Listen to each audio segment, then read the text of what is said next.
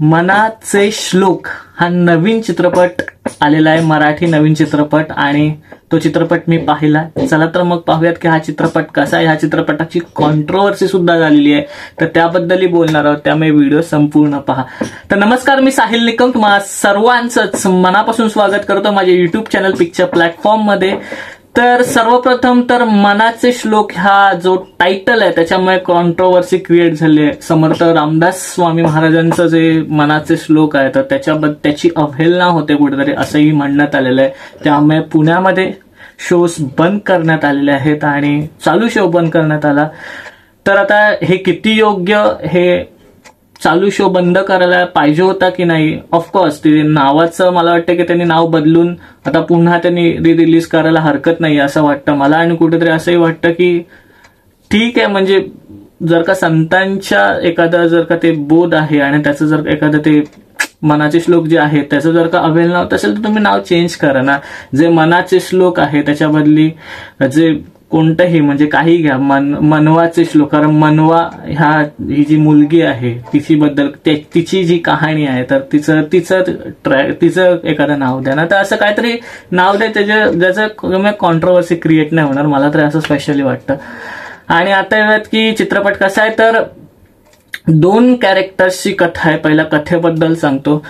मनवा आणि श्लोक हे 2 कॅरेक्टर्स आहेत आणि दोन्ही व्यक्ती वेगवेगळ्या स्वभावाचे. म्हणजे जो श्लोक आहे तो शांत वगैरे स्वभावाचा, स्थिर स्वभावाचा, आणि जी मनवा आहे ती ट्रॅव्हल व्लॉगर आहे तर तिचे थोडं अल्लडपण आहे तिच्यामध्ये वगैरे. तर दोन्ही कॅरेक्टर्स आहेत, त्या दोन्ही कॅरेक्टर्सला त्यांच्या घरातले लोक जे आहेत ते फोर्स करतात की तुम्ही लग्न करा वगैरे. मग ते स्थळ बघायला लागतात, मग हे दोघांना एकमेकांना भेटतात आणि मग मनवा जी आहे तिला लग्न नाही करायचं म्हणून खूप काही प्रयत्न करते, की काही गोष्टी करते त्याने समोरच्या मुलाला ते आवडणार नाही, मग तो नकार देईल असं वगैरे होतं.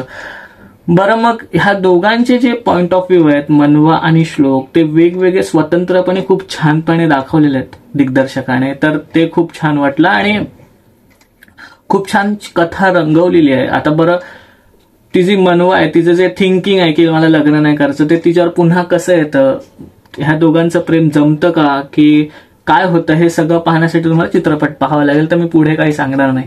आणि आता बोलूयात की अभिनय कसा झालाय सगळ्यांचा. तर मृण्मयीने खरंच खूप छान दर्जेदार अभिनय केलेला आहे म्हणायला, कारण तिच्या रोलला खूप वेगवेगळ्या छटा आहेत तर त्या छटा खूप छान रंगवलेल्या आहेत तिने. आणि त्याच्यानंतर जे श्लोकचं जे कॅरेक्टर आहे मला वाटतं तर त्याने तेही खूप छान पात्र रंगवलेलं आहे. आणि त्यानंतर बाकीचे जे इतर कलाकार असतील म्हणजे सिद्धार्थ मेनन आहे, सुब्रत जोशी आहे, ह्याचं पुष्कराज चिरपुटकर, ह्यांनी कॉमेडी जे पंचेस आहेत खूप छान लँड झाले आहेत, त्यामुळे चित्रपट अजून मस्त बघावा असा वाटतो.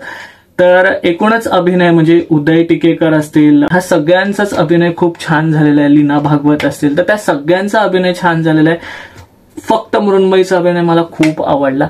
आणि त्याच्यानंतर जर का तुम्ही आता म्हणाल तर कथानक जे आहे म्हणजे स्क्रीन प्ले जे आहे तो खूप स्लो आहे. म्हणजे खूप काही गोष्टी दाखवण्याच्या ह्याच्यात खूप स्लो होतो स्क्रीन प्ले, तर ते आहे. पण एक बोलतात ना, आपण रिलेट करून जातो त्या स्टोरीला, हे खूप महत्वाचं आहे या चित्रपटामध्ये.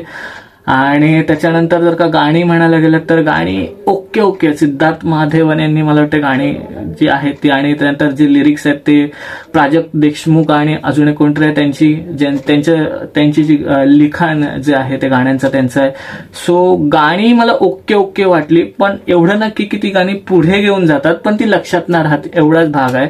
आणि त्यानंतर जर दिग्दर्शनाबद्दल म्हणाल तर मृण्मयी देशपांडे हिने खरंच खूप उत्तम दिग्दर्शन केलेलं आहे. म्हणजे खूप सॉर्टेड चित्रपट आहे. म्हणजे हे पण दाखवायचं मला, हे पण दाखवायचं आणि हे पण दाखवायचं, पण ते सिम्प्लिसिटीने, तर ते खूप छान दाखवलेलं आहे. म्हणजे आता त्या 2 स्वतंत्र व्यक्तींचा स्वभाव दाखवायचा आहे. मग लव्ह मॅरेज फक्त एक चौकटीची लव्ह मॅरेज नाहीये, तर त्याच्या बाहेर थिंक करून काहीतरी वेगळं लव्ह मध्ये काय असू शकतं तर ते खूप छान आहे. म्हणजे लव्ह स्टोरी म्हटलं का एक चौकट असते, तर ती चौकट पार करून कसं वेगळं दाखवता येईल तर ते खूप छान दाखवलंय मृण्मयी देशपांडे. आणि तिनेच मला वाटतं कथा सुद्धा लिहिली, तर कथा पण खूप स्ट्रॉंग आहे. फक्त कथानक स्क्रीन प्ले खूप स्लो आहे, त्यामुळे थोडं कुठे बोरिंग होतं. पण पुन्हा कॉमेडी पंचेस आहेत मध्ये मध्ये, जे पुष्कराज चिरपुटकर वगैरे यांचे वगैरे, तर ते खूप छान वाटतं. त्यामुळे थोडा इंटरेस्ट वाढतो आणि मध्ये मध्ये हास्य राहतं आणि कुठे कुठे खूप काही इमोशनल सीन्स आहेत, तर ते सुद्धा खूप